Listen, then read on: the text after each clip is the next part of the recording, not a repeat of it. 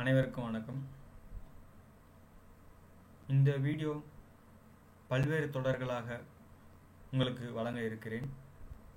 இந்த வீடியோவின் தலைப்பு பார்த்தீங்கன்னா அக்னி சிறகுகள், அதாவது ஏபிஜே அப்துல் கலாம் ஐயாவின் சுயசரிதம் பற்றிய ஒரு புத்தகத்தின் வாயிலாக நான் உங்களுக்கு வீடியோவாக வழங்க இருக்கிறேன்.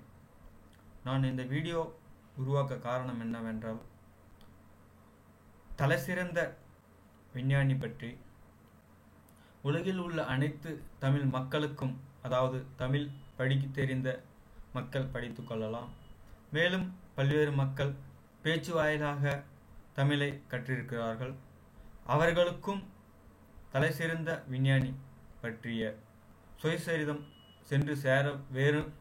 சென்று சேர வேண்டும் என்பது என் ஆழ்ந்த நோக்கம், ஆழ்ந்த கருத்து. ஆகவே இந்த வீடியோவை தமிழில் உருவாக்குகிறேன்.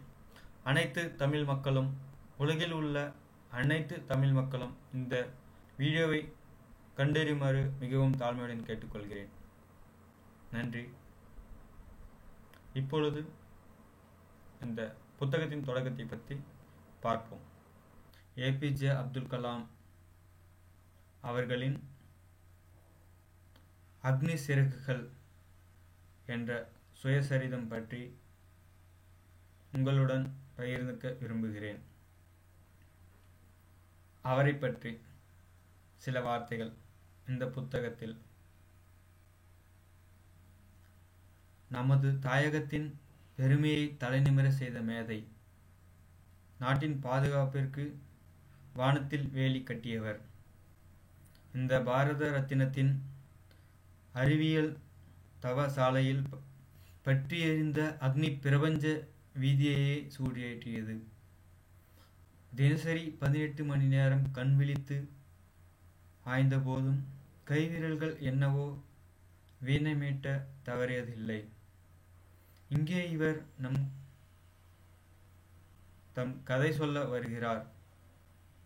இது இவர் கதை மட்டுமல்ல, இந்திய அறிவியலின் மேன்மை கதை, சோதனைகளின் சாதனை கதை, உறுதி கொண்ட நெஞ்சத்தின் ஓயாத உழைப்பின் கதை, தாயகம்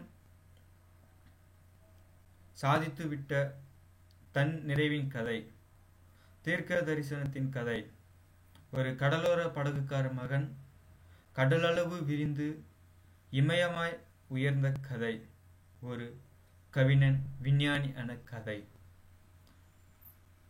இந்த புத்தகத்தை பற்றி பார்ப்போம்.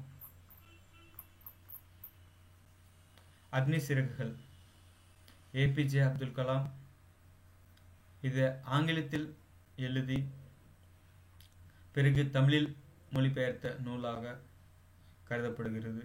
அருண் திவாரி என்பவர் இதற்கு முதுகெலும்பாக இருந்தார். இந்த புத்தகத்தில் வரும் பகுதி: முன்னுரை, அறிமுகம், முனைதல், படைத்தல், அமைதிப்படுத்துதல், தியானம், நிறைவுரை. ஏபிஜே அப்துல் கலாம் ஐயா அவர்கள் அவருடைய அன்னை பற்றி படைத்த கவிதை தொகுப்பு. கடல் அலைகள், பொன்மணல், புனித யாத்ரீகர்களின் நம்பிக்கை, ராமேஸ்வரம் பள்ளிவாசல் தெரு, இவையெல்லாம் ஒன்று கலந்த உருவம் நீ என் அன்னையே. சுவர்க்கத்தின் ஆதரவு கரங்களாய் எனக்கு நீ வாய்த்தாய். போர்க்கால நாட்கள் என் நினைவிற்கு வருகின்றன. வாழ்க்கை ஓர் அரைக்கூவலாய் அமைந்த கொந்தளிப்பான காலம் அது.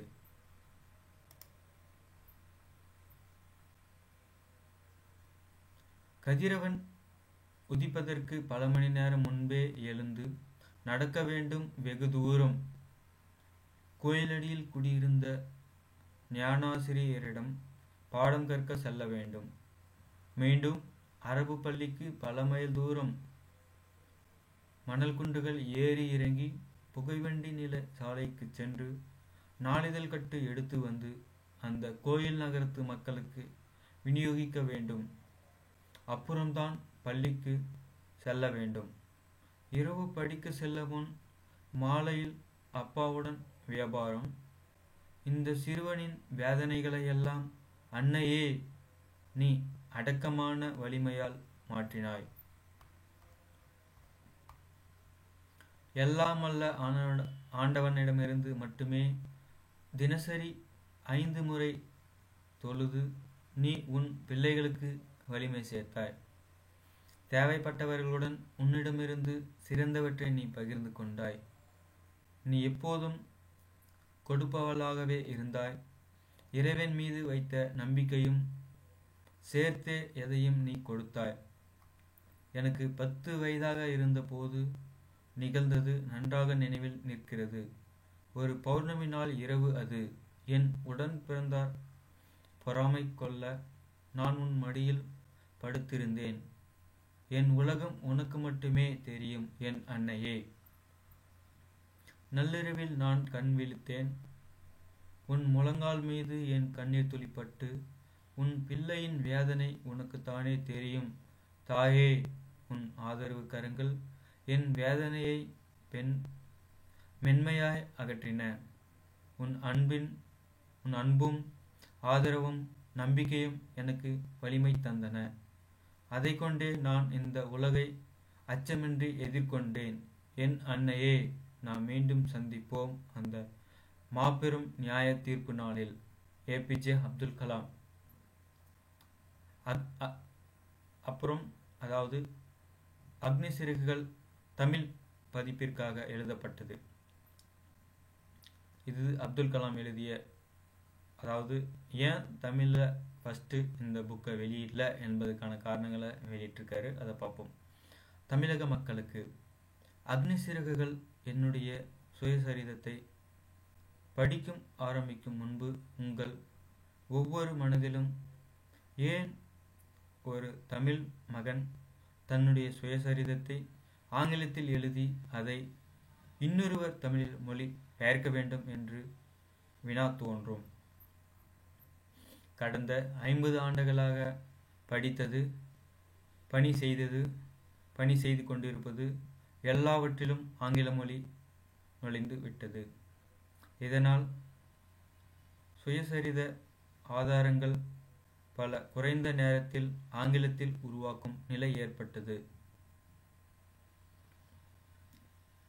என் இந்தி நண்பர் அருண் திவாரி என்னுடைய சுயசரிதத்தை நான் புத்தகமாக்க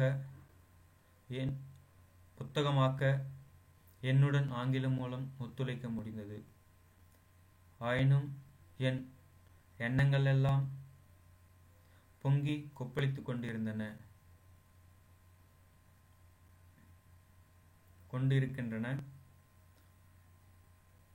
இன்னும் ஒரு ஆண்டில் தமிழ் மக்களுக்கு ஒரு கவிதை தொகுப்பையோ அல்லது ஒரு விஞ்ஞான புத்தகத்தையோ வடிவமைக்க ஆண்டவன் அருள் புரிவாராக. என் எண்ணங்களில் உருவாகிய என் பிரார்த்தனையை நாட்டு மக்கள் வளமடைய நல்வாழ்வு பெற அர்ப்பணிக்கிறேன். என் பிரார்த்தனை: இறைவா நல்வாழ்வு இறைவா உன் அருளை எண்ணி தொழுகிறேன். இறைவா என் பெற்றோர்களுக்கும் என்னுடைய ஆசிரியர்களுக்கும் மற்ற எல்லோருக்கும் என்றென்றும் பெருவாழ்வு கொடுத்து ஆசீர்வதிப்பாயாக. இறைவா என் நாட்டு மக்கள் ஒன்றுபட்டு வாழ நல்ல எண்ணங்களை உற்பத்தி செய்வாயாக. இறைவா மதங்கள் மக்களை பிரிவுபடுத்தாமல் மக்களை இணைக்க மத தலைவர்கள்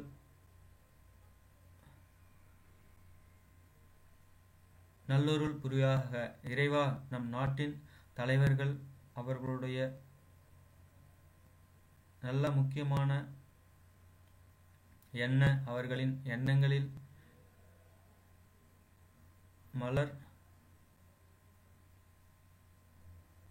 மலர்மசி தீபம் ஏற்றுவாயாக. இறைவா என் நாட்டு மக்களுக்கு உள்ள உறுதியை கொடுத்து கல்வியிலும் தொழிலிலும் விவசாயத்திலும் கணிப்பொறியிலும் உயர்ந்த நாடாக வளர்ந்த நாடாக உழைத்து முன்னேற அருள் கொடையை கொடுப்பாயாக என்று என் பிரார்த்தனை ஜூனியர் விகடனில் வெளிவந்தது. ஜூனியர் விகடனுக்கு நன்றி என்று அப்துல் கலாம் ஐயா உரை எழுதியுள்ளார்.